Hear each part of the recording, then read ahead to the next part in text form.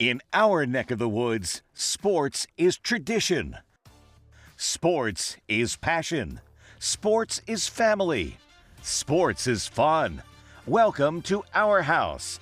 This is Southeast Sports Plus Live with Simone and Gerhard Mathangani. Welcome to Southeast Sports Plus. It is a Taco Tuesday. Alabama picked up another big win, this time in Athens, breaking a long winning streak for the Bulldogs there between the hedges. 33 straight wins until the Crimson Tide rolled into town. 24-21, the final score. It was a statement win. I am in a different apparel today, and proudly so. The Chicago Cubs playing playoff baseball for the first time since 2020. I'm over here unapologetically rooting for my Cubs. Patrick, I know baseball is kind of a hard thing to talk about with you and I because we felt so good in the summer. Yeah. We felt so good. You know, our team was rolling, my team was rolling, and your team fell just out of it. You know, I was feeling good up until June 12th. Yeah. And then the rails started to literally fall off for the beloved New York Metropolitans. But we'll get into that later. I won't crash out over it, but I will have some ranting to do, so to speak. It's understandable. It really is. It's understandable. But to me, there's nothing like playoff baseball. No. But one thing I will say, though, and we'll dive into college football, we'll dive into the SEC after this, but I love afternoon baseball, especially playoff baseball in the afternoon, and I love the aesthetic of it, just being able to pass by a monitor and watch baseball on your TV in the afternoon. It just feels awesome. I hate my team playing in the afternoon. The Cubs are set to have their first pitch in just a little bit, so I'll have like a half an eye there on the football, on the basketball, the baseball game, and then talking football. But no, I really love it. This is a really interesting time though too, because there's a lot of former SEC stars that are playing right now in postseason baseball. Yeah, I mean Alex Bregman, the star for LSU back in the day, he's going to be taking on the Yankees later, and we'll get our predictions on it later. But honestly, you make a good point about afternoon baseball because it reminds me of the round of 64 in March Madness. Absolutely. When it's like right in the middle of the afternoon. Yep. You've got games left and right. Now we're starting to get a little bit of an overlap with the Tigers-Guardians game starting at noon Central. Now the Cubs game is going to start here in just a couple of minutes. So, you know, you get that little bit of overlap. But honestly, I'm going to take my bias of being a former baseball player out of it. I personally think playoff baseball is the best playoff professional sport of any. Okay. I'll keep it at professional because you can't go into college and not say March Madness is the best. Right. I think, as far as the intrigue and the interest go, I think March Madness is right there up there. I really like, when you and I have talked about this before off the air, that I really like playoff hockey as well. Yes. It's one of those things where I don't necessarily watch game to game. I'm not watching, Stars Rangers on a Tuesday night in January, but those same teams in a playoff atmosphere in a Stanley Cup playoff or playoff game, or they're just in the first round, second round. It's honestly unbelievable. But we'll talk more baseball as the show goes along. But let's dive right into football, Patrick. I think the statement win of the season for Alabama last year was this Georgia game. It was kind of Kalen DeBoer's basically coming out party. They won it. They won it in a solid fashion, but it was a bit ugly. Got out to a big lead and then had to protect it late. This game in Athens, I felt like not necessarily dominated, but they were in control for the entire game there and got a chance to once again knock off Kirby Smart. Yeah, I mean, I think Alabama had this one pretty comfortably from the get-go. Yeah. I mean, we'll talk a little bit about Ty Simpson here in a minute, but he looked really good. And it's definitely a sight for sore eyes for Alabama because you're starting to see a guy really blossom into this quarterback that you knew he could be coming out of high school. But to go into Athens, Georgia and pick up a win like that after the turmoil of week one, everyone writing you off. I'm going to quote my guy, Geno Smith. They wrote me off, but I ain't right back, though. I mean, I think they jumped out to 14-0 lead. Yeah. And while the final score was 24-21, it had the feel of last year where it's like, okay, Bama jumps out. They look hot right out the get-go. Georgia had the touchdown to make it 14-7. But you felt like Alabama had this one pretty comfortably from the get-go. And, I mean, it's got to be a great thing to see if you're Kalen DeBoer. Yeah. I mean, your team answered the bell. after week 1's loss and has slowly started to progress into this Alabama team that, could make it's weird to say Alabama's going to make a sneaky run towards the college football playoff, but, it feels like they can definitely bounce back and make an actual run. Yeah, and I think what they've done really kind of, in my opinion, is almost twofold, where they were able to answer the bell about being on the road. It felt like this team had just been bludgeoned on the road the last time out in their season opener against Florida State in Tallahassee. They go back on the road and they answer the call. And also, number two, I like the creativity of the offense. I mean, it was everywhere. They had different packages. Ty Simpson ran for a touchdown. You had that great pass to Caden Proctor, who ended up going down to the 2-yard line. The big man almost scored. I was actually rooting for him to score. I mean, we're pulling out all the stops. It almost seems like Ben Johnson's back in college football with getting the linemen involved. But I mean, it's just it was a great sight to see for Alabama fans. The fact that you can go in, you disrupt that home win streak, and I mean, I'm gonna deviate here a little bit. There was one thing that annoyed me the entire game. Okay. And it was that annoying, ominous sound. I forget what movie it's from. But it sounded like Georgia was just like piping Jaws? it in. What was it? No, it wasn't Jaws. It was like one of those war movies.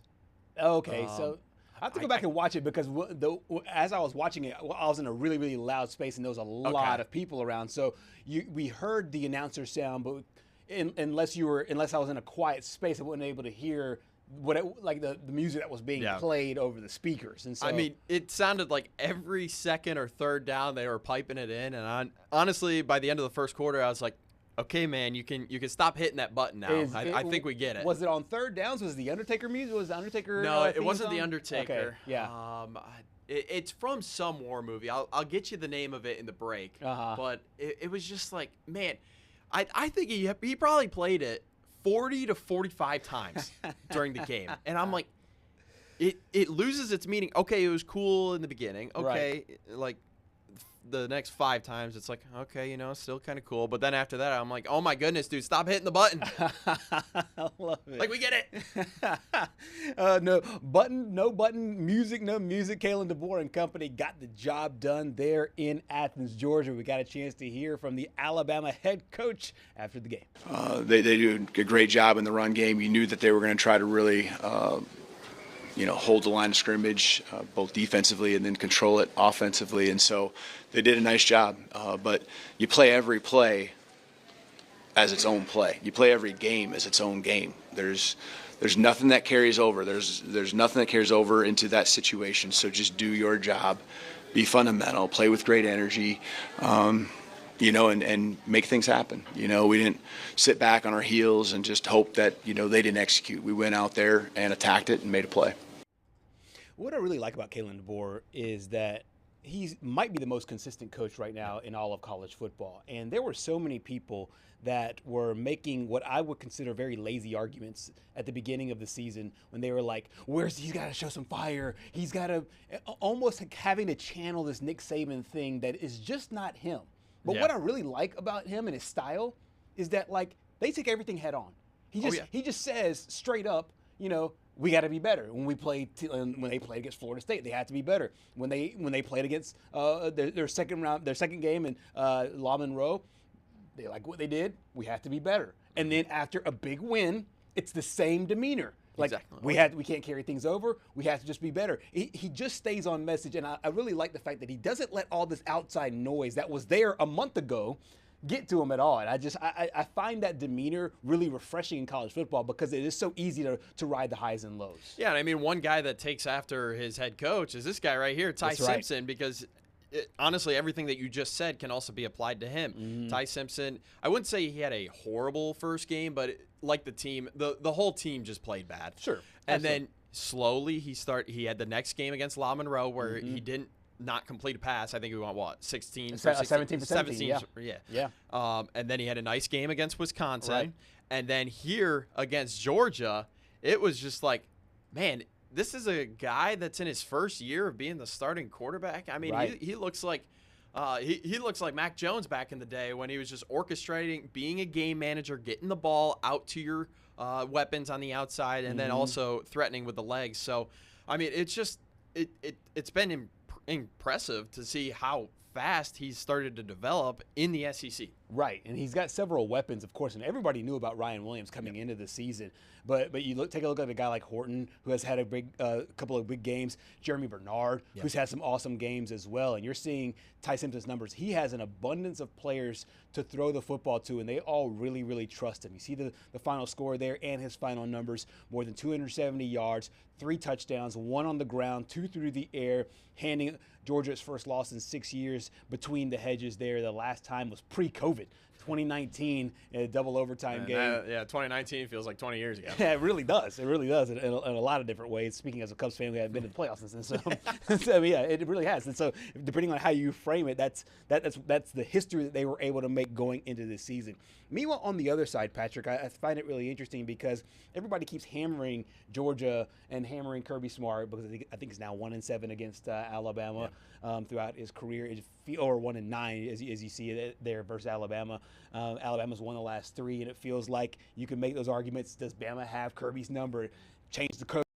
But the results don't change. Kirby Smart now 0-2 against Kalen DeBoer. What do you make of where Georgia goes from here? We knew they were a young football team, but where do they go from here after that loss between the hedges? You know, I feel this loss, I felt like it was coming because Alabama needed their get-back game. They needed their game that they needed to prove that, hey, week 1 was just a fluke. But, you know, it feels like a punch in the face for Georgia because you just had that thrilling win. You were coming off the bye week after a thrilling win against Tennessee in a game where it's like, okay, we can still compete in the SEC after losing our quarterback that was there for the last 2 years.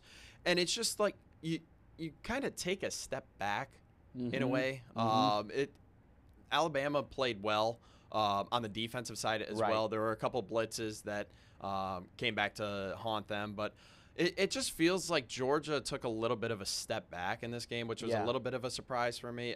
The result really wasn't a surprise in my eyes. I still thought Alabama would win, but I thought it was going to be a higher scoring game. Yeah, the score fell about where I thought it would. I was kind of surprised, though, too, just once again, it just felt like Georgia was playing behind the 8 ball, and you thought that maybe you'd get off to a quicker start, considering what happened the year before. They just weren't able to. I still really like Georgia's chances moving forward. We got a chance to hear from Kirby Smart, the veteran coach for the Georgia Bulldogs, after the game as well. No, hurting is hurting. It doesn't matter what age you are. You know, the more invested you are, the more you hurt. My question is, what are you going to double down on? You know, it's a different day and age of college football. Like, it's completely different out there. We've accepted it as coaches. We have to do a good job of the players responding to it. And, you know, what do you double down on? I know more about my team right now than I did a week ago. I can guarantee you that. And that's what fires me up. And I got a lot of optimism after that game because I learned a hell of a lot more about my team than I had the previous weeks. So for Georgia, it's about building. And he knows he's got a young squad, and he's saying all the right things. I think Kirby will have his guys in the right place as they move forward. Yeah, just got to get off to that fast start, as you mentioned, falling behind the 8 ball, not only in just the last 2 matchups against Alabama, but this year. I mean, you do go back to that Tennessee game, and Joey Aguilar lit it up early on. Georgia was able to come back and win the game, but, you know, it almost felt like it was just too much to ask for, getting down in that 14-0 hole early and looking for another comeback. Absolutely. Lessons learned from both sides, especially there in Georgia. Meanwhile, Alabama, they'll move on to play Vanderbilt this week. It's one of our topics going into today, a big Taco Tuesday. We'll look at today's topics.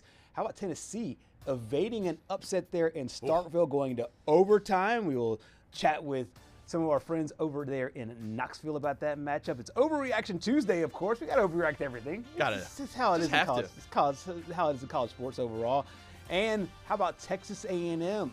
Still undefeated. They look really, really, really good going into that game against the Auburn Tigers, especially defensively. We'll break that one down as well with our guests on today's show. We will have Sam Granville. Got a chance to catch up with him kind of drive-by style a couple of days ago. It's just kind of like a high and by as we talked to Sam Rothman. We'll get a chance to catch up with him over there in Knoxville. And Parker Ream will join us from Waco. We'll talk Texas A&M and maybe even a little bit of Baylor as well as both teams there move forward.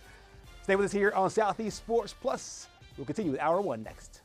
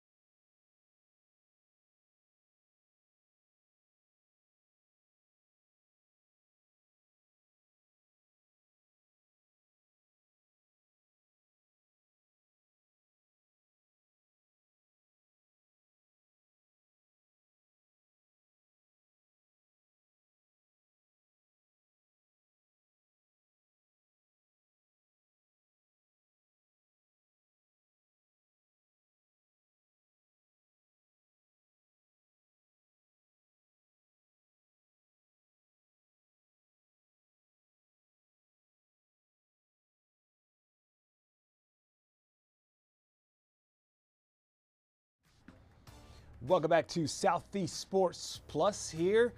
Getting ready for another big weekend in college football, but also dissecting a really entertaining weekend. Last week, one of the best games on the board there, Patrick, was one that I thought could be interesting, but it was even better than I thought as Tennessee played Mississippi State there in Starkville. We are pleased to be joined by our good friend, Sam Granville over in Knoxville. Sam, I made a joke in our last segment that we've talked to you one time before. It was kind of a drive-by situation. It was like a high-and-by as we chatted up with Sam Rothman. You just got your feet on the ground there. How does it feel to be there in Knoxville, especially after a big win on Saturday? Yeah, it's been a lot of fun here so far. My first day on the job was the Monday before Georgia that week, and so it was a learning curve, but also a lot going on, and just a wild roller coaster of emotions and just everything happening with College Game Day in town. And now it's like, okay, we've had a couple under our feet. We got UAB in, got some reps with that. This weekend in Starkville was a lot of fun. Casey went down there, so she got to experience all the cowbells and everything. Me and Sam were back here in Knoxville getting to, hopefully, okay, we gotta pull this one off. This is one that we gotta pull off down there. A lot of nerves coming with that, but it was definitely a big win for the Vols. Almost lost it down there, but hey, if Heupel can win on the road, that's all that matters. I think one of the big things about that game, it showed a lot of resilience from both Tennessee and Mississippi State. Obviously, Mississippi State is a much improved, much different football team than they were a year ago. And for Tennessee, after giving up a lot of points in Georgia and dealing with a lot of injuries, it really showed, in my opinion, a real gut check for this Josh Heupel team. What were your overall takeaways as what that game meant from a team perspective, let alone the scoreboard, but just what it meant from having that internal fortitude to come back and win? No, I think the win was huge for the Vols, not just, keep us in playoff contention, but that has been something that they've talked about here over the last few years is, can Josh Heupel's teams win on the road? Can they win in those tough environments? It was this Vandy game that's coming up next week after the bye that last year, everybody was like, oh, no problem. And then they go and they lose that one, or sorry, not Vandy, Arkansas. Yeah. Arkansas that's coming up, and so to get this one down there in Starkville where they got a renewed energy, where they think they've got something special happening down there, and they might, they might have something brewing down there in Starkville. But this was just a big one, not just, for can this team make the playoffs, but man, we really can go on the road in those tough environments and win those tight games. Coach Heupel was saying this week that, after the game, he was talking about Joey Aguilar's performance, 2 interceptions. He had some ups and downs throughout the game, but it was that fourth quarter drive where he held them together. He went down and he tied the game. And he's like, hey, all that matters is the way that he finished. You can have as many ups and downs, as many interceptions as you want, as many batted balls that end up in the opposing team's hands. But if you can go and win us the game in the fourth quarter, that's all that I need from here. That's why they brought him here. That's why, he's somebody that the fans, the Vols fans, have just fallen in love with. And that team, is Deshaun Bishop that scored the game-winning, the game-tying touchdown or the advancing touchdown in overtime. And he's a local kid, went to Carnes High School here in Knoxville, so the fans just absolutely love that one. And the defense, it was one of those things where you didn't know if the defense having a good game or they having a bad game, and then they scored 2 touchdowns. So it's like, I got to say that's a really good game. And then Arion Carter, he was the, defensive player of the week in the SEC. I believe it was 19 tackles. So as a whole, it wasn't the prettiest performance, but they came out with a win. It did a lot for this team. And I really think that it's going to boost their confidence moving forward of, hey, okay, sure, Starkville isn't Tuscaloosa, but we can go on the road and win in these tough environments. Sam, I got to be honest, I wasn't watching the Tennessee game in full. I kind of had the Ole Miss LSU game on, and I just saw all the game updates. You talked a little bit about Joey Aguilar's performance. What did you make of it? Was it poor decision-making? Was it just a bad game? I think of his 5 interceptions this season, 3 of them have been tipped, and some of that is, hey, maybe don't throw into those tight windows. Maybe, sometimes those balls are, you put it in the wrong place to get it tipped. But his decision-making as a whole, I think has been pretty solid this season. He is a gunslinger. We saw his film at App State. He's somebody who is going to win you games by throwing for 300, 400 yards, and he could sometimes lose you games by throwing those 2 or 3 interceptions, just because he wants to throw the ball down the field. And there, of course, I don't know, like I said, I didn't watch all that much, but he threw a deep ball to Brazel that ended up being called back for an offensive pass interference, which, my opinions on that, you can go back and look at the film and see that wasn't offensive pass interference. But I think Joey's still coming into his own here. I think so far, and even the Georgia game was a real wake up, because up until that game, it was, okay, I have the most athletic receivers on the field. They're going to go and make plays for me. And then the Georgia game was like, okay, their DBs can go and contend with our guys. And I think he's starting to learn from that is, hey, I can't just chuck the ball downfield and hope that, that same, Patrick Mahomes, Tyreek's down there somewhere type vibe.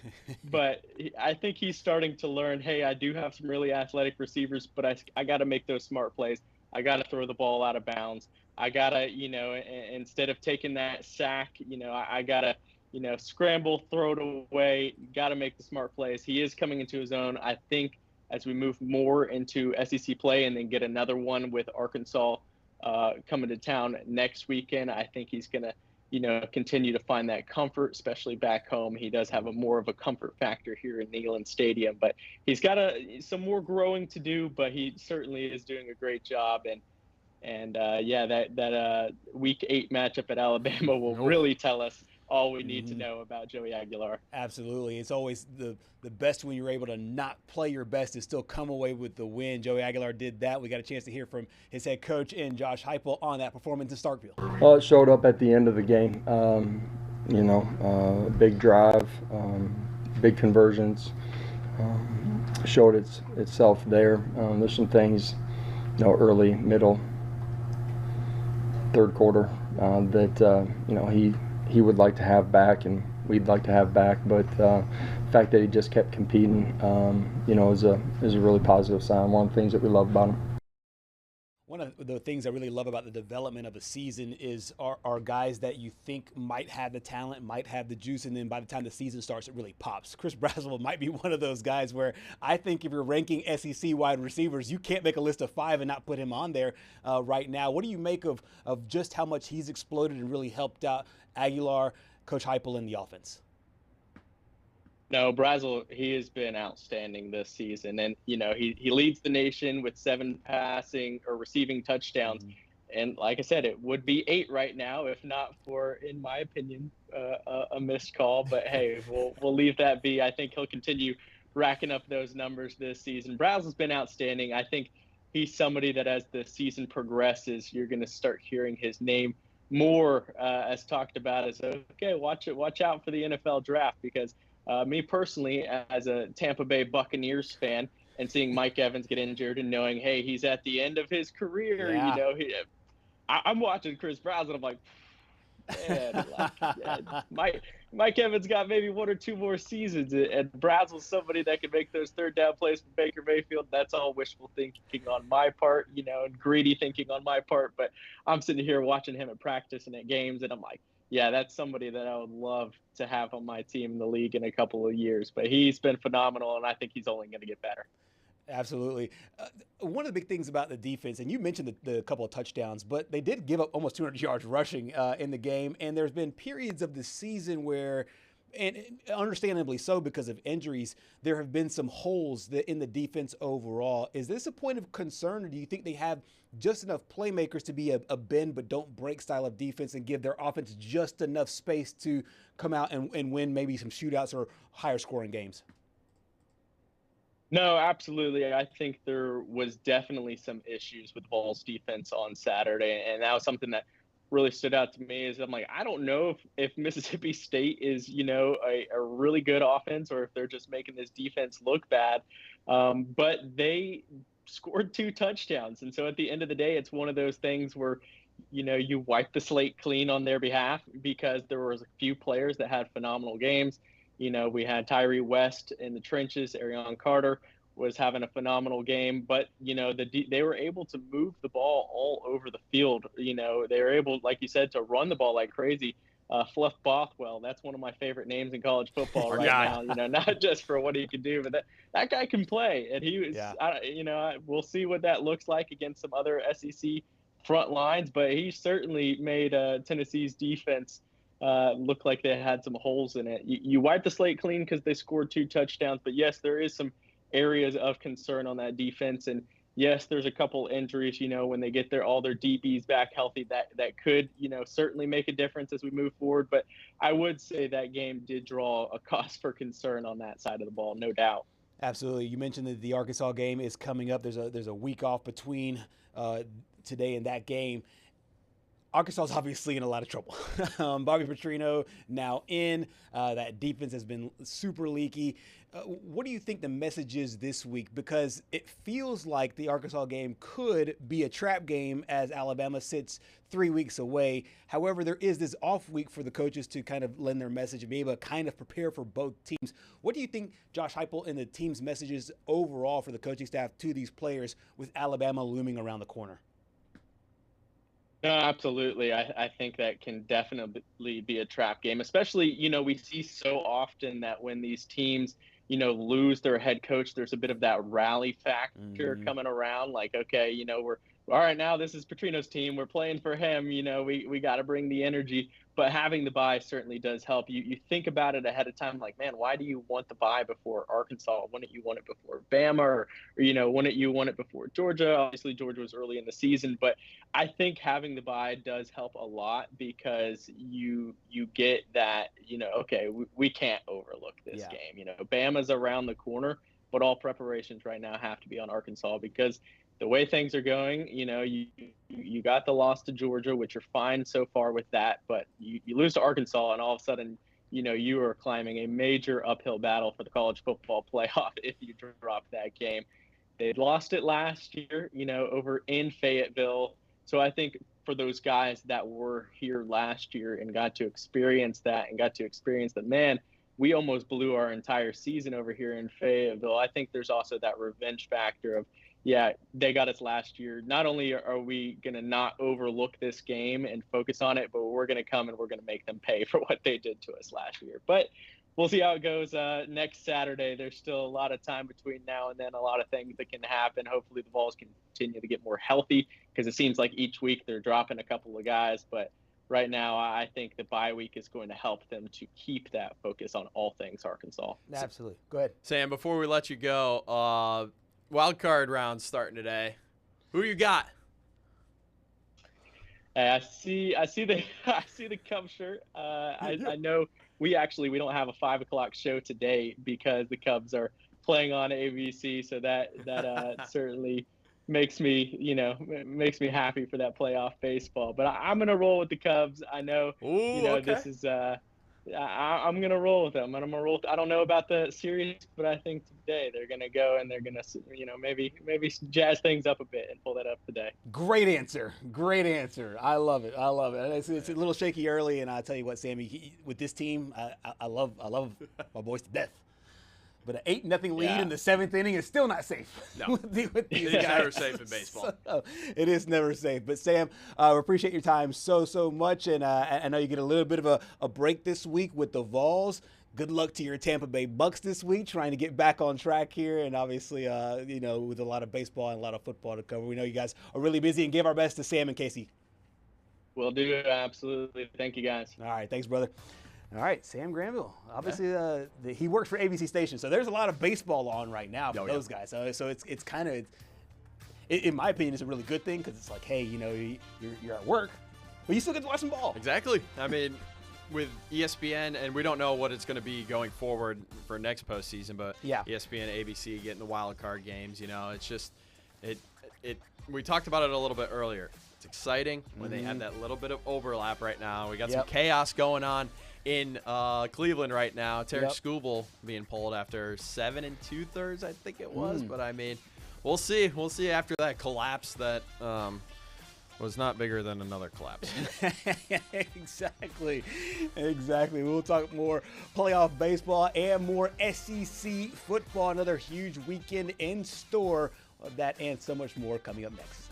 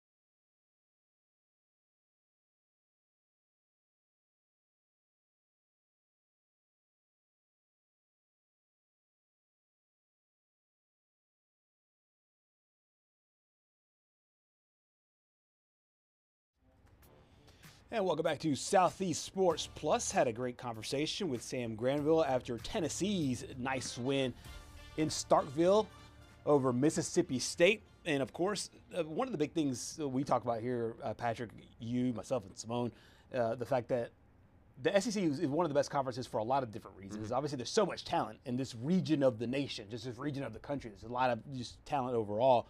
But also, too, you go to these SEC schools because they're so well coached.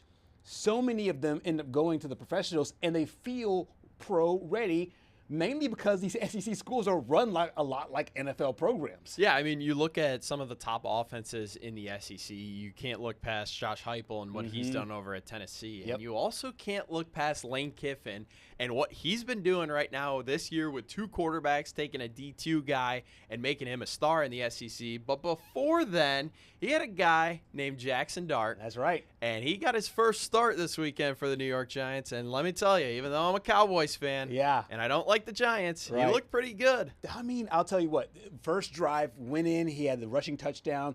You could tell that Brian Daboll, their head coach, had some design runs in for him, had some easy throws in for him as well. Obviously, losing Malik Neighbors was a real blow to this offense, and I think it will be moving forward. But you see the emotion right there on Brian Daboll. I'm going to stop it right here. Yes, you rarely see this in the NFL. Yeah. You rarely see this. I don't want to make any assumptions, but it kind of reminds me of a guy that's like, oh my goodness, this guy's going to save my job. And he might be right. And honestly, just by the mere fact and fortune of where we are here in Mobile, we get a chance to host a Senior Bowl. Yes. And that is the ultimate premier all-star event in college football. And it's the perfect bridge between college and the NFL because everybody's down here. All the big name colleges are down here as far as the coaches, training staffs, and everybody else. Then all the NFL personnel come down here as well. So we get a chance to rub shoulders with guys like Jackson Dart and with guys like Brian Daboll. And Brian Daboll also comes down here in the springtime for the Celebrity Charity Golf Tournament as well. I got a chance to go one-on-one with Brian Daboll last year, and we started talking about the quarterback situation, and for a little while you could just tell he got uneasy. He did, because it was such shaky ground a year ago, and now it feels like almost like a breath of relief. Like, I finally have my guy. Yeah, because I mean, if I'm not mistaken, Daniel Jones's breakout year in 22 was Daboll's first year, right? Coaching the Giants, and it sounded like, oh my goodness, here's Danny Dimes finally getting to show what he's capable of, and then he regresses in 2023, and it was kind of like a wake-up call for everyone, because it's like, oh my goodness, like this guy Daniel Jones just led the Giants to the playoffs, and now he just took a step back and then took another step back last year to the point where he got cut. Right. And now, besides this past weekend, I mean, Indiana Jones, he's been pretty good over there in Indianapolis. Yeah. But, I think Jackson Dart is the perfect segue for this team. A guy that wears his heart on his sleeve. He's going to show that emotion. Absolutely. And for the Giants, it's been for the longest time, ever since Eli finally decided to call it quits, it's been who is the guy that's going to follow in his footsteps. Right. And so far, it's been turmoil over there. And I know that a lot of people say this, and I almost get annoyed when people say it, but I'm going to use it in the same frame because I think it works in Jackson Dart's case. There is a certain it factor that you just have to have as a quarterback. And sometimes it just feels like, well, if you don't know how to explain it, if you don't know how to analyze it, you just say it. But there's a certain it that you have to have, and it looks like he's got it. And the way that I could tell, it's not by the way he carries himself, it's by the way the players respond to the way that he carries himself. And I feel like the Giants have full confidence and belief. He's a rookie. He'll make mistakes. But you carry over from the preseason, we had 3 good games in the preseason, a good game to start his NFL career. It just feels like he's got that thing. Even if it's just the confidence to think I can go out and do it, and then goes out and gets it done. Yeah, I mean, he might not have lit up the stat sheet in comparison to Justin Herbert. But, I mean, when you look at rookie quarterbacks on their first start, you could almost pencil them in for right around 100, 150 yards passing. Right. As long as you don't throw an interception, as long as you don't give away the football or you don't fumble like he did in comparison to Justin Herbert, a couple of interceptions there, you are going to win football games in your rookie year. You're going to make mistakes. You're going to have some close calls with interceptions and stuff like that. But, I mean, you look at Justin Herbert, he didn't have a good game, and it was kind of surprising in regards because the Chargers started out 3-0. Yeah, they were rolling. They beat the Kansas City Chiefs, and it looked like they were, ready to take on the Chiefs as far as the division winners there in the AFC West. There was a game last year, I believe it was the Arkansas game, the Ole Miss Arkansas game a year ago, where I felt like, oh, okay, Jackson Dart's not just a good college quarterback. He could make it in the NFL. I didn't see this level of production. I didn't see first-round draft pick number 1. I didn't see this level of production this early. I thought he might be holding a clipboard for the first couple of years, then get his chance later on as a later draft pick. But he is he's shocking everybody and making the whole world happy there in New York or in where do they play East Rutherford. East Rutherford, yeah. They used to play in the Meadowlands. Yeah. But we got a chance to hear from Dart and Brian Daboll. Daboll, of course, has SEC roots as well. Coached under Nick Saban as an assistant coach, and now the head coach of the New York Giants. Yeah, I mean, that's his job as a quarterback, make good decisions, convert, make the right choice. Wasn't perfect, didn't expect it to be in his first game, but a tough opponent, 3-0 team with a pretty good defense. Thought he made good decisions, thought we ran the ball well, thought we controlled the game for the most part. Had some turnovers on defense. But I think the young man played well within himself. Made a huge play when he needed to Theo on that 3rd down play. So happy we got him. Me and Dave just have a special relationship. He's the guy that believed in me from day one.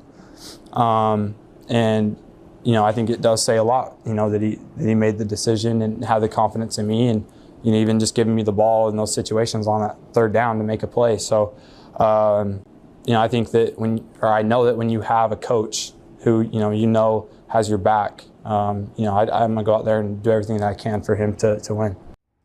So a lot of confidence there, and a lot of confidence for teams that have guys that are in fantasy. I feel like it's a really interesting time of year if you're in fantasy football, because you have a few games of information. Sometimes there's some diamonds on the rough that might be on the waiver wire that you can pull off, but there's a lot of SEC players making waves there in the league. Yeah, I mean, there's one game in particular, and it's this one right here, the Cowboys Packers game from Sunday night, which I could go on why ties shouldn't be a thing in sports because that was ridiculous. But three SEC guys in that game that had really good fantasy games, and we can take a look here at this graphic. George Pickens out of Georgia had the best game of any former SEC standout with 33.4 points. This is based on ESPN PPR scoring. Josh Jacobs lit up the Cowboys defense, but who doesn't this year?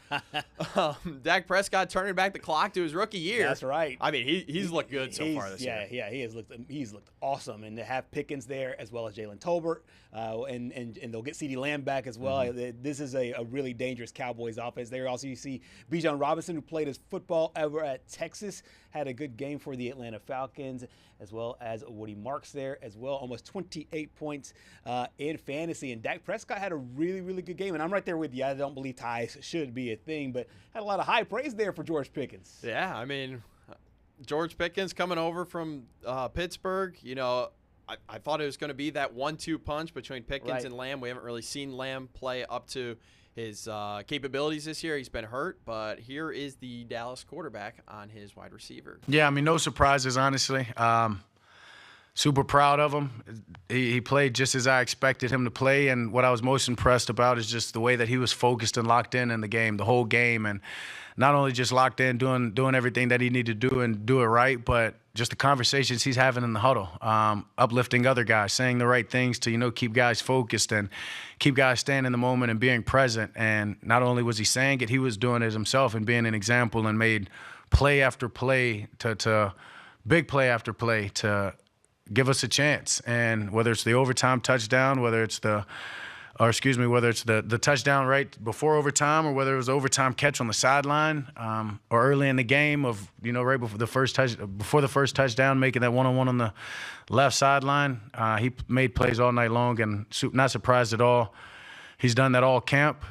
He's done that his whole career, and just having a guy like that, he's going to do more of it. This feels like a prove-it season for George Pickens, and so far, he's passing the test. Feels like a prove-it season for anyone on the Cowboys at this point. I mean, right now, being a Cowboys fan, it just reminds me of the 2023 Bengals, I think it was. No, last year's Bengals, because it was that offense was so good. Joe Burrow, arguably one of the best years of his career. Right. But Jamar, the defense just let him down. Yeah, and they had a star on the defense. However, he gets hurt, and then the next thing you know, the offense can score 40, but the defense gives it 50, and next thing you know, you're out of the playoffs altogether there. But no, it's a really interesting comparison. We'll see if the former Georgia star, the former Mississippi State star for the Dallas Cowboys can continue rolling. But as of right now, fantasy owners really, really happy with both of those guys. Coming up next here on our show, we will talk overreactions, that and much more as we close up hour one here on Southeast Sports Plus.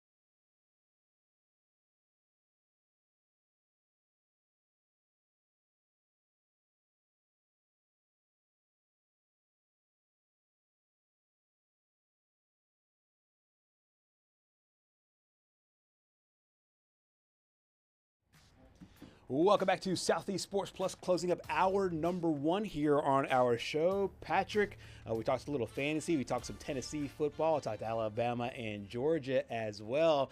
Now that we've had some time to break down the week and settle in, it's now time to overreact to what we just saw in Week 6 there in college football. You wanna kick us off? Let's do it. We didn't do this last week. We had too many good conversations. Yeah. That we just. I don't want to say we forgot about it. We just didn't get to it. We also got a lot of breaking news as well. We did. Had Bruce Pearl retire, John Mateer break his hand, Mike Gundy got fired. So, I mean, there was a lot of things that got in the way of the overreactions. Not today. Let's get to them. I'll start with my extra wild hot takes. Oh, my. I already don't know about these. Welcome to the Heisman house, Ty Simpson. He put on a clinic against Alabama. He's really put on a clinic the last 3 games. I think that he has really shown that why he was a 5-star prospect coming out of high school. We understand that he's not only talented, but now he's putting it together with the leadership on the field.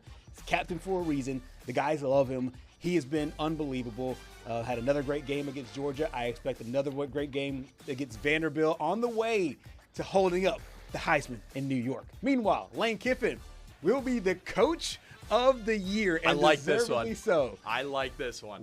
I really like that one. On the heels of what we saw in the documentary in the E60 and the many lives of Lane Kiffin, we have seen this arc of a human being that has gone from kind of boy wonder, boy genius, whose father was unbelievable.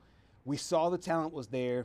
He had gotten his own way, and I think the closing of the loop will be, as a 50-year-old, putting it all together and becoming the coach of the year. Yeah, I mean, that documentary was a little bit eye-opening for me for many reasons. As I mentioned last week, I didn't fully understand how fast everything moved. Absolutely. But to just see a guy, I don't want to say reinvent himself, but just to see him stay in Oxford after, there were thoughts that he might leave for Auburn. And to see him start to build up this Ole Miss program that historically hasn't been a top-tier program in the SEC, it's been nice to see. Yeah, it certainly has. And he outcoached Brian Kelly in that matchup against LSU. I expect him to continue doing so.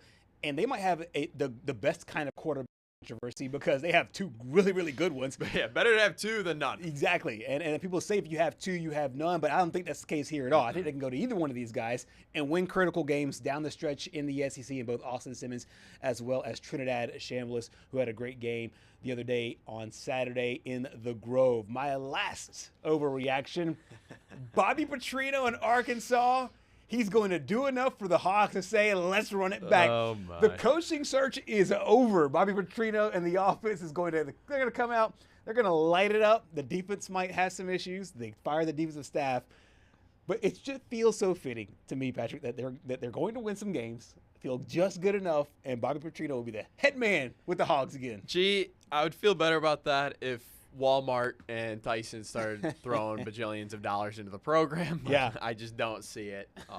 Unfortunately for Bobby Petrino. Nothing against him or the Arkansas program. I just don't see it in today's I get that. And with that, let's roll into my hot takes. And I still think LSU wins the SEC because stand on something or stand on nothing. Okay. All right. I think there was a one-off game for Garrett Nussmeier. I think this week is going to help him get healthy. I don't care if he says he's been healthy. He clearly hasn't because he's just playing not so great football at all coming into the season with all those expectations. I'm going to stand on this second one as well. And I'm standing on business. I'm going to stand on business. Because in my mind, this is a trap game for Texas A&M. And we'll talk with Parker Ream in the second hour coming up. Absolutely. But I seriously like how Mississippi State, and I thought this before this past weekend, but what they showed me against Tennessee gives me the utmost confidence that they're going to go into College Station and win the game. Auburn should have won that football game. That's true. Yeah, that's true. They had every reason to win the game, and then they couldn't. Yeah. So I really like Mississippi State. You don't see the emotional letdown for this team? I can see a little bit of an emotional letdown. We'll see. And then last one, Vanderbilt upsets Alabama. Just going. At the top there, you can see Patrick's Carolina Reaper hot takes. That is Carolina Reaper hot takes. That's where it comes from. Carolina Reaper hot takes. So Vandy's going to walk into Tuscaloosa, get revenge, or not even revenge, get a second straight win over Alabama. Stand on business again. Stand on business. I love it. We'll see if any of those come to fruition going into this year. That wraps up a great first hour here on Southeast Sports Plus. Coming up in our second hour, we're talking transfer portal, our buddy Parker Ream, and so many other things here on Southeast Sports Plus.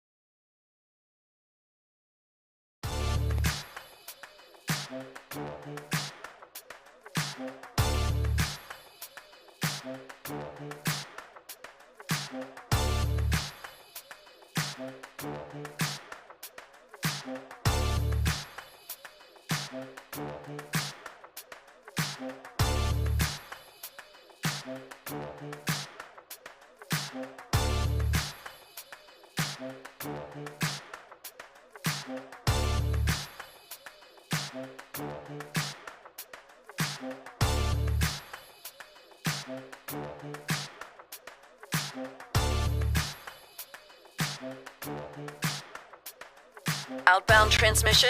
Affirmative. Crew ready? Check. Signal lock? Check. Downstream stations online? Linked and locked. Let's light this candle. Flame on. In 3, 2, roll show open. In our neck of the woods, sports is tradition. Sports is passion.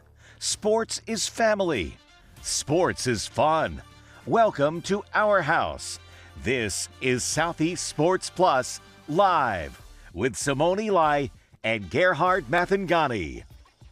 Hour number 2 here on Southeast Sports Plus, and we'll step away from the games and the contests right now and talk about another really looming factor going into next year. It all surrounds the transfer portal, and we've been talking about this for a while now because the NCAA's Oversight Committee has been looking for ways to, I say, put some guardrails around the transfer portal. It looks like already that we have a situation where that December portal is now out, and now we're having to figure out the details of what a transfer portal in January looks like and all the machinations as it relates to that. Patrick, I bring you in for this one because this is a really interesting thing that we've been talking about here for a few months now, and it feels like the NCAA is going in the right direction. A lot of coaches will argue a little bit about some of the details about the way this whole thing is being rolled out. But as of right now, it looks like the transfer portal window that is being recommended is January 2nd through the 16th, replacing the one there in December. Yeah, I think it's starting to head in the right direction. I think the NCAA is starting to get it right where there needs to just be one portal window. Now, I don't fully agree with this window, but at the same time, in their defense, I don't know when you can make the portal window because this portal window would be from January 2nd to the 16th. It's a new 15-day window. Right. But if you think about spring semester and classes and stuff like that, right, it falls right in the middle of that January 2nd to 16th, because when I was in college, I could think, oh, you know, the first week of school, the second week of school always fell on when the national championship was. Right, right. So now this is going to be interesting, and in that proposal, it laid out guidelines for teams playing in postseason and stuff like that. That's right. I just still think it's really interesting transferring, but the semester's already in progress. It's in session. Yeah. It's already in session there. And for those of you thinking, well, January 6th to the January 2nd to 16th, you're right there in the middle, like you said, of really important bowl games, really important college football playoff games. As of right now, I'll just read this verbatim. The student athletes that are members of teams that participate in a postseason contest on or after January 12th, so that's most likely just going to be the semifinal and the championship, may initiate a notification during a consecutive 5-day period beginning the day after their team's postseason contest. So it looks like it's yes, it is a 15-day window. However, there are certain stipulations for players that not only lose their coach, but those that play deep into the year. Yeah, that 5-day window after that last game. And as it says on the bottom there, there's going to be continued discussion on this window. Right. The D1 Administrative Committee, which they meet October 7th and the 8th, they have to approve this change before anything actually happens. But you know, I just think it's very interesting. I was doing a little bit of research on the transfer portal, I think the last time we talked about it. And I read somewhere that 1,000 student athletes entered the spring window this past year. Right. And I mean, that's just a ridiculous amount. Yeah. Like, I don't know how many athletes there are in Division I college football. Right. But I feel like 1,000 has to be 10 teams worth. Oh, yeah. Because, I mean, you look at college, a lot of guys wear the same number, but one's on defense, one's on offense. But, I mean, that's 10 full teams. And we've talked about this before, about especially teams in the group of 5. Those are the ones that it feels like Grand Central Station if you're at one of those schools. It is just in and out, whether they're teams that have played well in the group of 5 now going to the Power 4, or the other way around. They come out of the Power 4, don't get the playing time they want to, come to the group of 5 to try to basically reinvest in themselves and then go back to the Power 4. I am one of those. I am not going to be one that stands on a table and just demands that you have to stay one place all 4 years. There are mitigating circumstances, but it does feel like so much of this got out of hand, especially having both a December window and a spring window. It felt like in the course of 90 days before the season's supposed to start, you can have a completely new football team. And it really hurts as far as being able to not only get the depth, but also recruit for the next year, because you don't know what you have, what you need, and where your receiver room is super deep and your tight end room has 2 people, or vice versa. Yeah, I mean, I'm on the side of, for a while, the NCAA held all the power over the athletes. It almost felt like the athletes couldn't do anything with, transferring. You have to sit out a year. Now that's gone. But now it feels like a changing of the guard to the point where the athletes have a little bit too much power, and I think that this is going to mitigate some of that power. I mean, you look at you have 2 portal windows. I fully agree with the window after a head coach firing. I don't think that should ever go away. Yeah.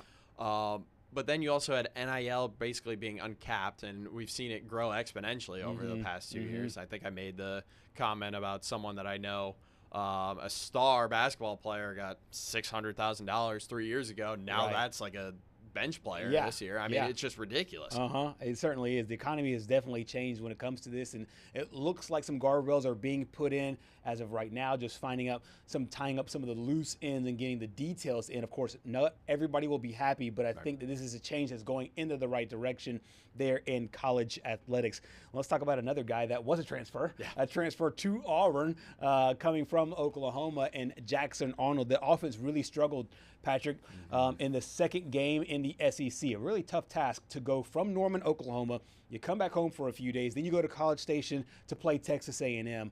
The offense, let's just keep it 100 there. It was abysmal, and it was not great in the Oklahoma game, but give a lot of credit to the Oklahoma defense.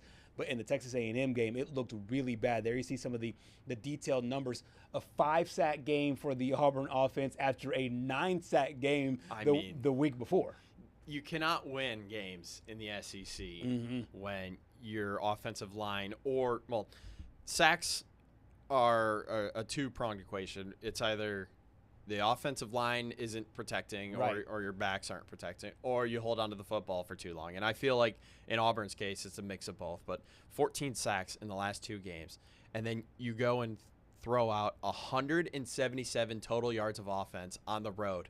Right. I mean, I think someone made the comment. I don't know if it was on air or something. Was it? It was Jesse Palmer. Yeah. Jesse Palmer made the comment of, if they just rolled out the defense, they might have had a better chance. But it really is unfortunate because this Auburn team is so close to being good. They have an elite defense, and the lone touchdown came after a 73-yard interception return that got him down to the 2-yard line. Right. And that was the only way they were mustering up some offense, and that was Jackson Arnold using his legs. And he's been able to do that throughout the course of his career, is use his legs, but not necessarily his arm. And I think another big thing about this Auburn football team is they were unable to move the chains at all. 0 for 13 on third down. Those are just drive kills. Those are just demoralizing for any offense.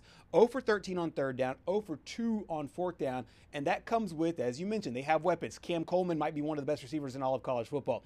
Eric Singleton Jr., who's right there, he's another really good star player for this football team. I know Damari Alston is hurt in their backfield, but Jeremiah Cobb has really shown that he could be a star running back for this team as well. It just feels like that Auburn is in one of those really frustrating spots for them, and it's bad when your defense is bad but your offense is good.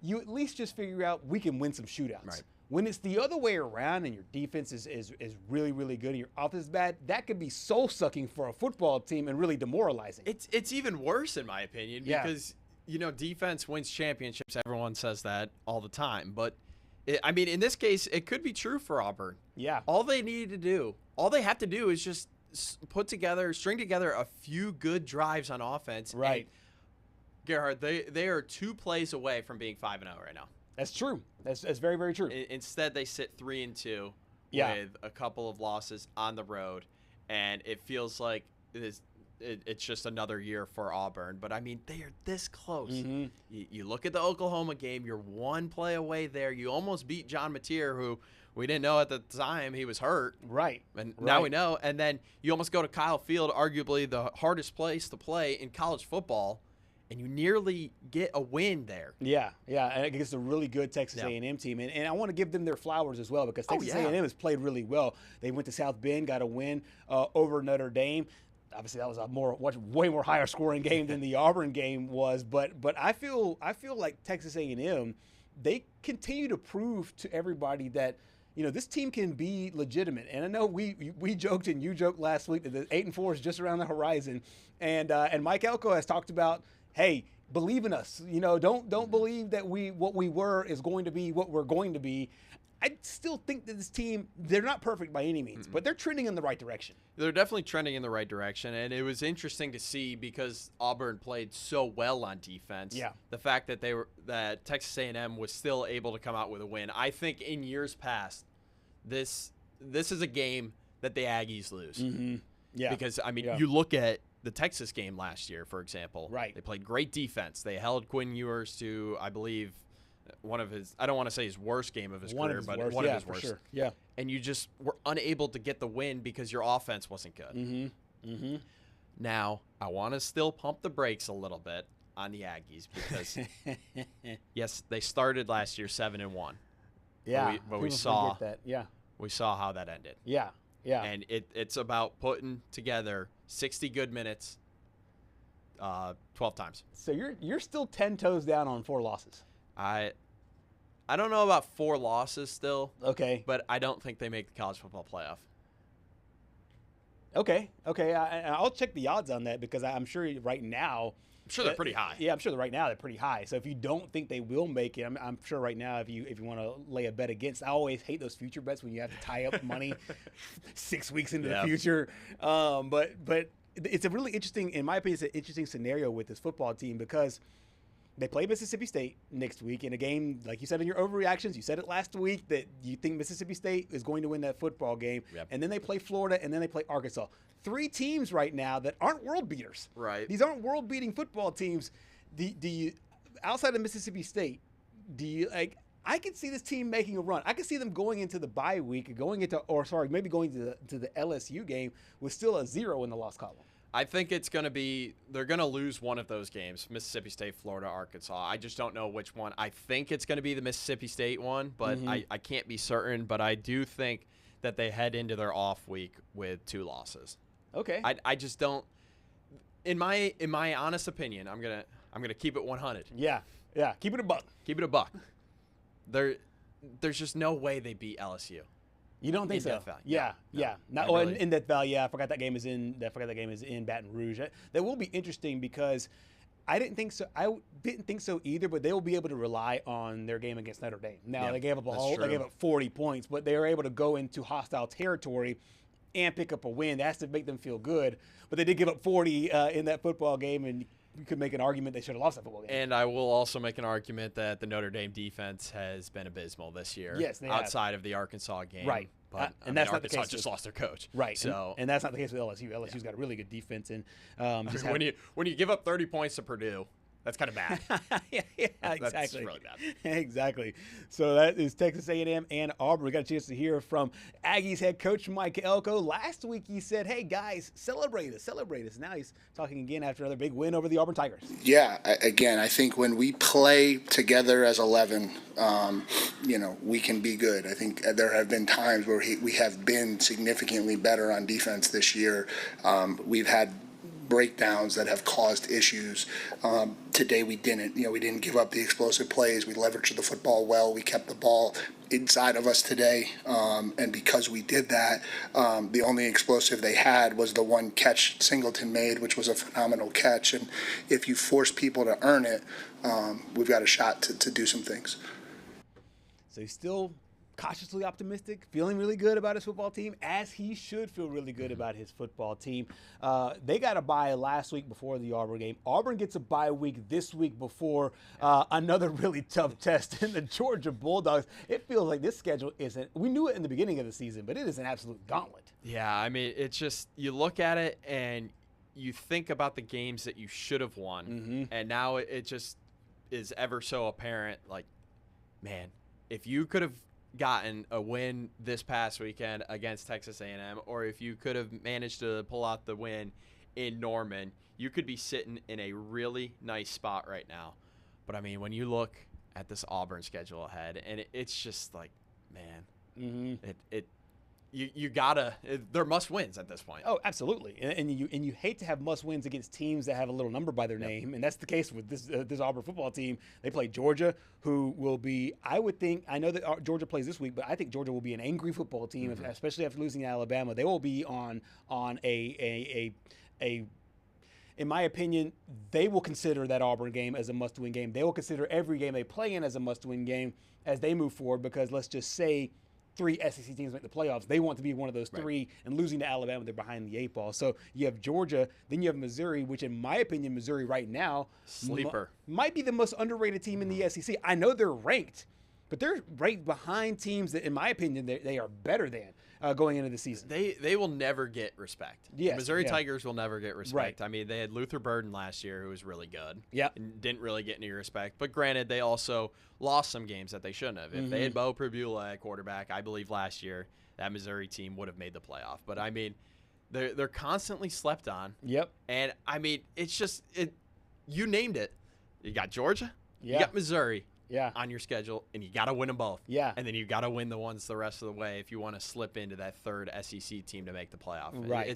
It's not a situation you want to be in, but, I mean, you got to take it one play at a time. I mean, we almost saw a crazy comeback this weekend in the Ryder Cup. Yeah, you just that's take true. it one play at a time. That's true. You just got to take it one play at a time. Eat the elephant one bite, as they say. But I just made a statement, and people might be asking who and what. I said Missouri is ranked behind teams I think they're better than. The natural follow-up would be who. I think Missouri is better than Florida State. Yep. I think Missouri is better than Georgia Tech. Yep. I think Missouri might be better than Iowa State. Now, Iowa State as a better win. They have a better resume. Missouri's better than them right now, but I think Missouri's better so. than Iowa State right now on a neutral field as well. So, I mean, ranked 20th right now, but that is, or 19th right now. That is no gimme there for the Auburn Tigers as they get ready for that one in the next few weeks. A really daunting road ahead for Auburn as they still look for their first SEC win of the season. Coming up next here on Southeast Sports Plus, we will talk a lot more as we get ready for Week 6 of the college football season straight ahead.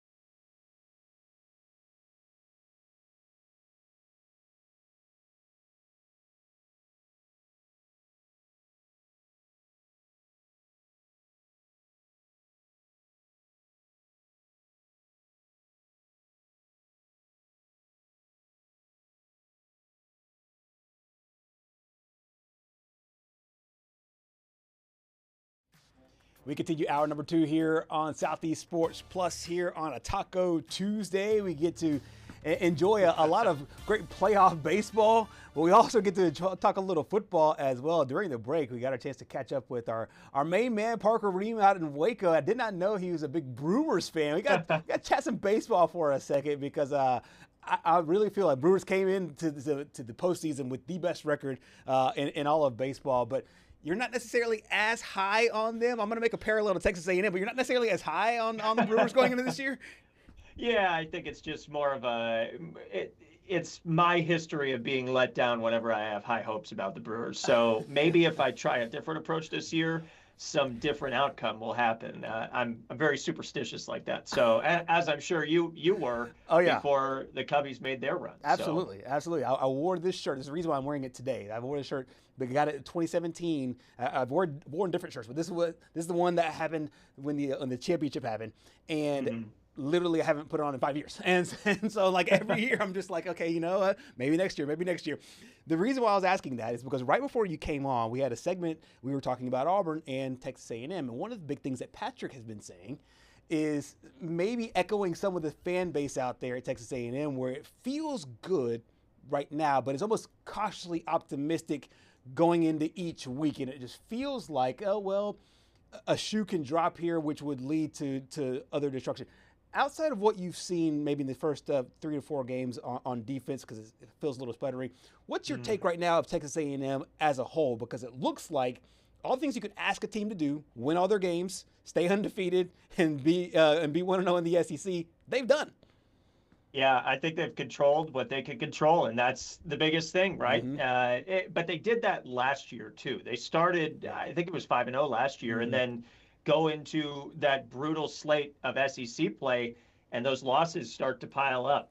So I don't think anybody in Aggie land is content right now, but they're certainly happy at the start. You pitch that schedule at the beginning of the season to anybody, and you'd say, oh, maybe you take one loss in those first 4 games to Notre Dame or Auburn, but they haven't done that. And I think that's a positive side in Aggie land. They're definitely not taking their foot off the gas, though. Absolutely. I got to talk about that defense because the defense in South Bend obviously gave up a lot of points, but it feels like they've been able to correct it. And some of this might be Auburn's ineptitude on offense, but I feel like a lot of this was, hey, they were able to get to the quarterback, and Jackson Arnold sacked him 5 times. What do you make of that defense and just how strong they could be moving forward? I think they really answered the call this past weekend, and that's something that they were a little skeptical of, right? Jackson Arnold's running ability, Auburn's rushing attack. Just heading into the week, it was, can we stop this? Can we limit them? But only 60 yards, less than 60 yards rushing for Auburn in that game, I think was the biggest takeaway from this defense. And then also, getting pressure on Jackson Arnold, making him make plays was their biggest emphasis, and they took that away. And then once that was done, this Aggies defense was rolling. I mean, the Aggies defense gave some major juice to the 12th man on Saturday. That they really went hand in hand there, and you saw a win because of it. Absolutely. From a stat standpoint, Marcel Reed had a really, really strong start, and he had some great weapons there on the outside. What do you make of where the offense is right now? Obviously not the output that they might have wanted from a scoreboard perspective, but like you said, they got the win. Where is the offense right now through 5 games? I think the offense is doing pretty well. Obviously, like you said, not the output that they would have wanted. You have 414 yards of offense, but only 16 points to show for it, and only 1 touchdown to show from it, which came in the first drive with Le'Veon Moss. I think that first drive looked like a well-oiled machine. You're like, they might put up 50 on Auburn, and then just kind of a stalemate from that point. So Marcel addressed it after the game. He said it wasn't my best showing. They kind of shot themselves in the foot. 13 penalties, a lot of those coming in the red zone, so then it would back them up, and it would just kind of halt the drive right where it was and then force them to kick a field goal. So I think that's the main emphasis heading into this week is if this is going to be a team that goes to the college football playoff and competes for a national championship, they can't be having false starts and late hits and just all those different penalties that just kill a football team. And Mike Elko was not happy about it after the game. Absolutely. Mike Elko during the bye week talked to the Houston Touchdown Club. He was telling everybody, hey, believe in us. Get fired up for what we're doing offensively. We got a chance to hear from him after starting 4-0. Does anybody want to ask a question about like us being 4-0 for the first time since 2016, or how did the defense bounce back, or how about you held for the first? Coach to the right, Christy. Does anybody want to ask a question about like us being 4-0 for the first time since 2016, or how did the defense bounce back, or how about you held them to 176 yards on offense and you had 5 sacks and they were 0 for 12 on third down and 0 for 2 on fourth down and you got the return game going again? Like, I don't mean to sound like someone else, but my gosh, will you guys stop being so dreadful and gloomy? Will you guys stop being so dreadful and gloomy? I think that he's trying to rally a fan base that, like you said, that maybe have some reservations. I used to have a football coach. As a quick aside here, I used to have a football coach. Whenever we would like go to the stands, go to the crowd, and we would do this, he'd tell us, stop doing that. Give them something to root for. Give them something to cheer for. Don't tell them to cheer. Go out in the field and make it happen. I feel like Mike Elko is walking this fine line of like, hey, be excited for where we are present moment right now because our team is executing the way we should.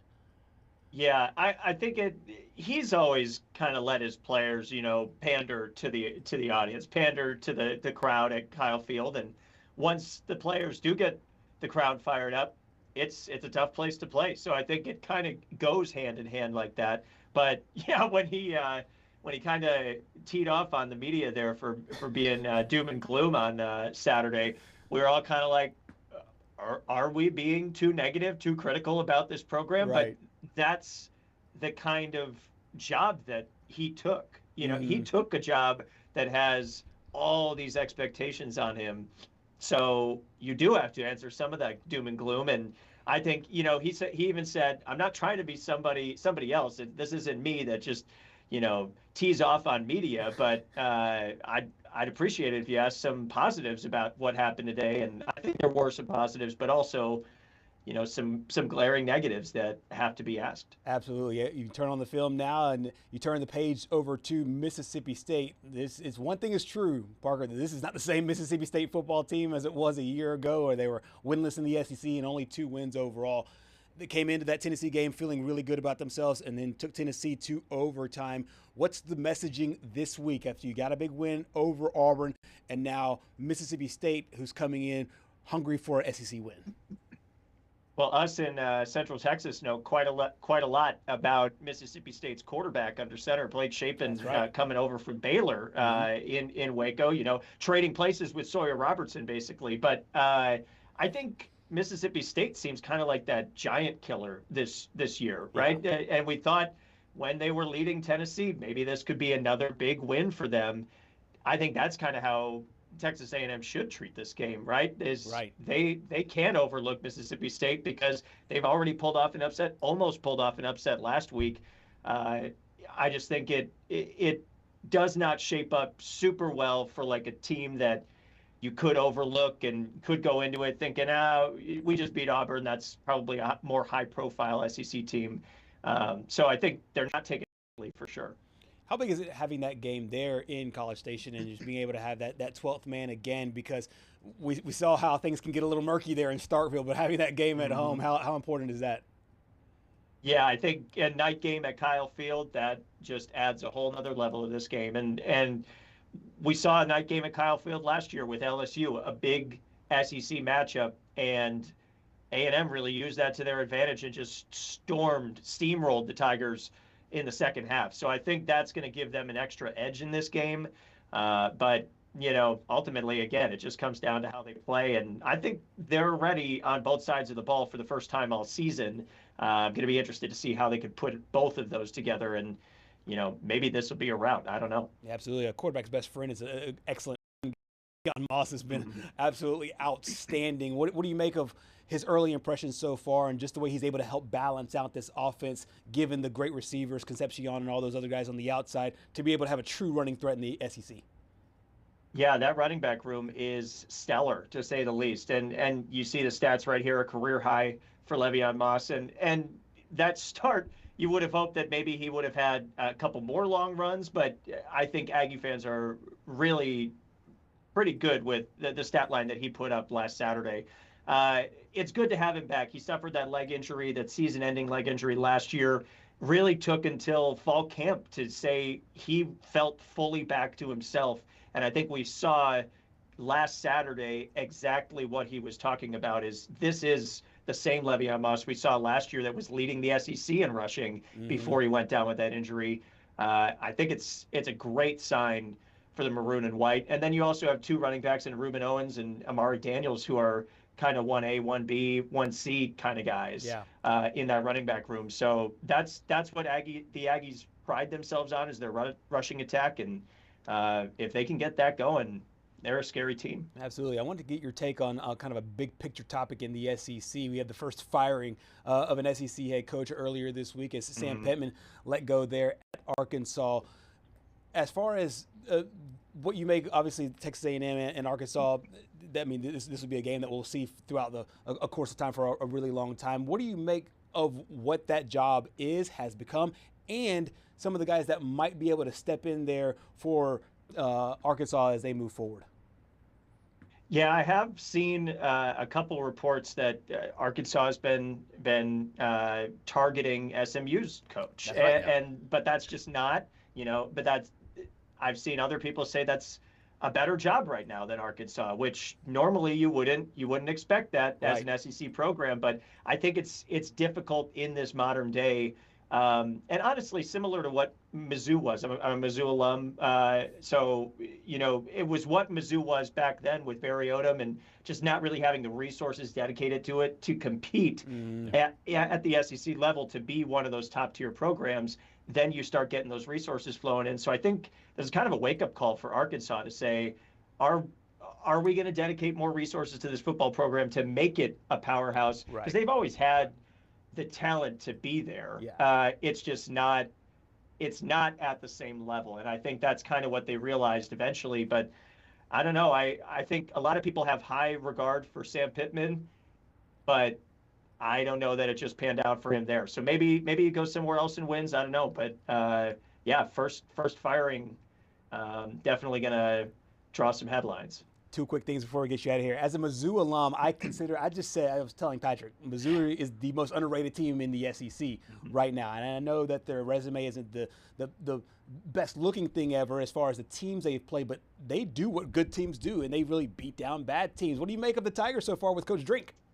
In every statistical category, they really have been incredible this year. And then you lose your starting quarterback too at the beginning of the season, the first play, and Bo Prabula has come in just guns a-blazing. And Ahmad Hardy, that guy is he might be a Heisman hopeful. I think he is incredible, and kind of an ode to Cody Schrader from years past with Brady Cook. It feels like those two are a 1-2 punch, and they just get everything that they need to get done. And that'll be a big game. They actually have a game coming up against Alabama. That'll be their next game after the bye week. Feels really similar to last year's Texas A&M game, which they came to Kyle Field, but this time Mizzou goes and plays Alabama. I think they'll be a little bit more prepared than they were when they came to Kyle Field, because the Aggies certainly did not take it easy on them last year. Absolutely. Last thing. When we started this conversation, the Cubs were down 1-0, and now we're up 2-1 on a Suzuki home run and a Carson Kelly home run. So really, nice. I want to keep you on. I'm a superstitious guy. I want to keep you on for the entire show because I want to blow them out. But no, sincerely, Parker, thank you so much for your time, and best of luck to your brew crew. Not really, but sort of. I feel like it's a nice thing to say as you go. Yeah. I'll say best of luck to the Cubs today, and hopefully I did my best to give them some runs, and we'll see if they can keep that lead that I built up. Parker, thanks for doing the job against the Reds. The Mets. He's a Mets fan, so it's been a couple of down days for him. I threw some money down on the Reds winning on Sunday because, I was like, all right, the Brewers have the number 1 seed locked up. They're going to throw Peralta for 2 innings, and then they're just going to sit everyone. And then they beat the Reds. So I felt a little silly on that. After I saw that, I was like, yes, the Brewers won. and then the Mets were down 4-0, and they score 0 runs in an elimination. And they end up brutal. Baseball's a fickle thing, really Patrick. is. I really can't. Yeah, you just can't decide it. Parker, you're the best, man. We certainly appreciate it. Yes, sir. Thanks, guys. Absolutely. Parker Ream out of Waco, multi-talented guy. Obviously, knows a lot about Texas A&M. Obviously, knows a lot about Baylor as well. The Brew Crew. He's having a really good, nice little run here with his college football team and his baseball team. Yeah, but I mean, I liked what he said though about the Mississippi State game. You can't overlook it. That's true. And he's right about that. You just cannot overlook this Mississippi State team. Now, the 2 best games they've played were at home. This one upcoming will be at Kyle Field, but I just feel like there's a little bit of momentum brewing there in Starkville. Yeah, I think so too, and that's the reason why I wanted to ask him about having that game at Kyle Field. I think that changes a lot going into it. 2 really great home field environments. This time it goes the Aggies' way as they play that game in prime time on Saturday night. Coming up next here on Southeast Sports Plus, we dive a lot more as we look ahead to Week 6. Stay with us.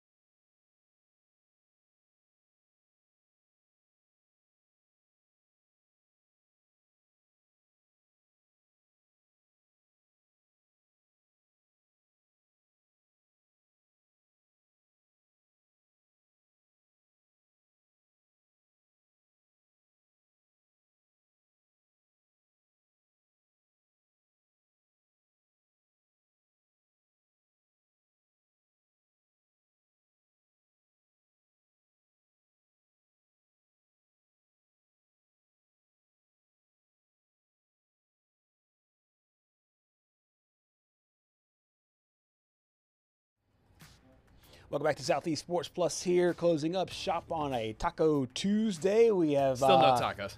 Still no tacos. Maybe next week. Second straight week here, but I am filling up on a whole lot of good baseball action right now. We talked with Parker Ream, a big Brewers fan. We actually got a chance to catch up with a few baseball fans as well, getting ready for a nice postseason. 1 game's already in the books as of right now. McCubby's looking good. Looking good. Back-to-back home runs will definitely help. Yep. Up 2-1. Parker Ream was he he was the good luck charm on with us at the beginning. 2 home runs there. We'll see if we can keep up all the fun stuff there. Speaking of good luck charms and people that are bouncing back after a really disappointing ends of last year, or not last year, but last week, was South Carolina. Got a big win there over Kentucky. This one was really interesting both on and off the field as well. We've got a chance to talk with our friends in South Carolina and Spartanburg with Mariah and Todd Summers and a few others about the South Carolina football team. They were once inside the top 15, looked to be down a little bit after losing a couple of games, but the defense really stands out here in a big win over Kentucky. Yeah, I think the defense kind of is masking some of the problems on offense. Yes. I think the offense is still a little bit uncertain right now. Lenora Sellers came back the week before. He looked pretty good. This week kind of took a little bit of a step back. The rushing attack looked a little weird, but I mean, you know, some Beamer ball. We'll definitely win you some games there, forcing 4 turnovers, getting a couple of touchdowns off them. Yeah, I think you put it really well, but the defense is kind of masking some issues with the offense, because you see 35 points and you're like, oh man, the offense went off. It's like, no, really, the defense really helped out. And at the beginning of the season, it was like that with special teams. There was a while where South Carolina did not score at all, really, early in the early goings of their season opener, and it took a punt return for a touchdown in order to get their offense going in that big win over Virginia Tech. Do you think that this is sustainable for the Gamecocks as they move forward? No, and it's been a little bit of a surprise to see Lenora Sellers play the way he has been coming off of last year and all the hype to end the year. It's been a little bit surprising for me, but I've also made the notion that, you know, quarterbacks in general this year have been a little bit surprising. Some of those preseason guys that we really thought were going to step up haven't yet. Yeah.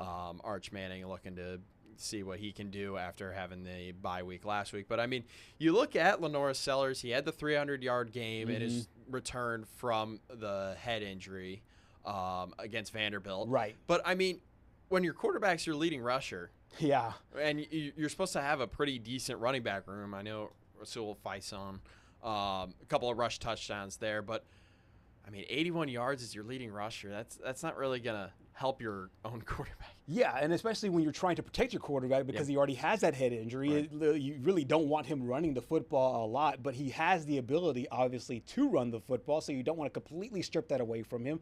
But you mentioned Faison and a few others. They're trying to lead the charge, but you're right. Lenora Sellers leading the way. Matt Fuller ended up with 19 carries, just 48 yards. He did score a touchdown. Oscar Adway and you mentioned Rasul Faison. So they at least rolling guys out there to try to see what works, and it just feels like Coach Beamer and company are like, hey, defense and special teams, can you hold the rope for just a bit as we get the offense up to par? Yeah, I mean, you got to give credit to Kentucky, though, because they're always a hard out. Yeah. That is what I like to say. I mean, you look at the Georgia game last year, they nearly pulled off the upset. I mean, they'll play you close, and they play a tough physical style of football where they're just going to run the ball a lot. Still trying to figure out who their quarterback is going to be moving forward. We thought it was going to be Zach Calzada to start the year. Now it is not. Instead it is Cutter Boley. So I mean, it's just interesting to see for Mark Stoops as he enters another year where, you know, he's presumably on the hot seat right now. Yeah. You don't want to see him go because, I mean, he's such a likable guy. Yeah. But it's interesting because, you know, this Kentucky team, like, what's next for them? Mm-hmm. Yeah. You just don't know. Yeah, you don't. And we're falling into Mike Gundy kind of territory with when it comes to Bob Stoops, in my opinion, where it's a tenured guy, been there for a really long time, has taken Kentucky football to new heights that they have not had in a very, very long time. It just feels like the message is getting watered down just a little bit.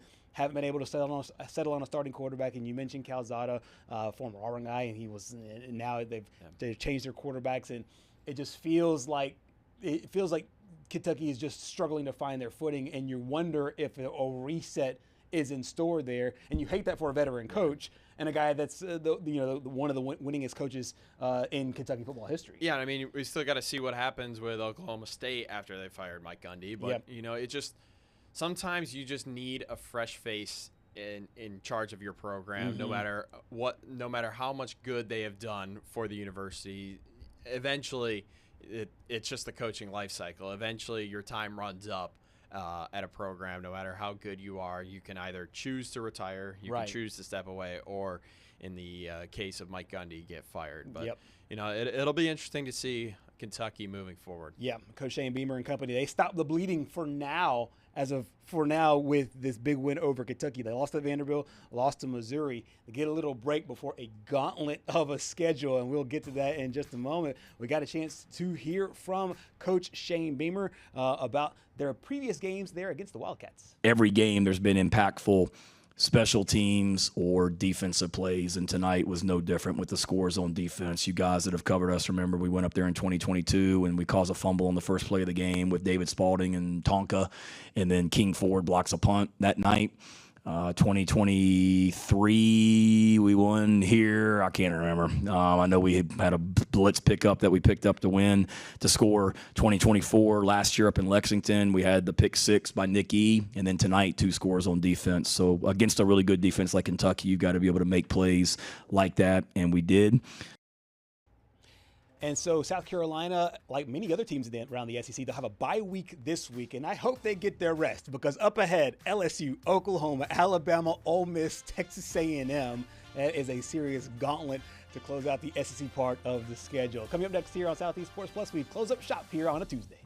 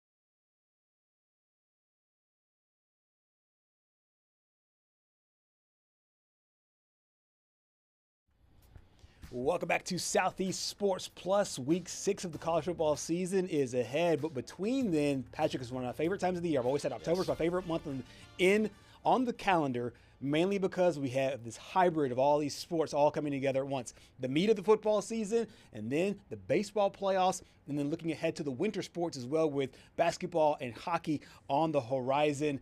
It has been a really good regular season with baseball, with all the changes, and a really fun playoff to come. Yeah, and I feel like this year, just like last year, it's anyone's to take. I mean, for the first time in back-to-back seasons, and I don't know the last time this happened, but when both teams, or the leading win total has Right. been under 100. Yeah. It's been a while, and Yeah. it's been like this in back-to-back seasons now, with the Brewers being the #1 seed in all of MLB with, I believe, 97 wins. But yeah. you know, we love predictions on this show, Of course. and why not make a little bracket I like it. for this postseason? You want to go first? Let's go first here. So we did it by the round here. So this is my playoff prediction here. I am going obviously with a really familiar matchup there in the World Series, but I want to point your attention to the #1 seeds in the tournament, the Toronto Blue Jays. I believe they're going to be done in their first round of action.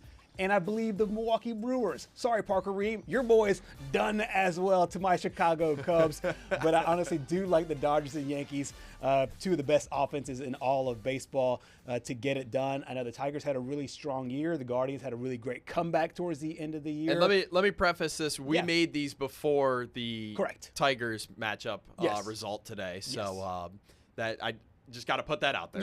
Yes. But looking ahead towards mine, just like you, got to have the Dodgers in the World Series winning. But a little bit different. I like your Cubbies going to the NLCS, but I mean, the Dodgers being a 3 seed almost feels unfair. I mean, it doesn't matter how you get to the postseason. It just matters that you're in the postseason. And honestly, the Dodgers are a hard out every time.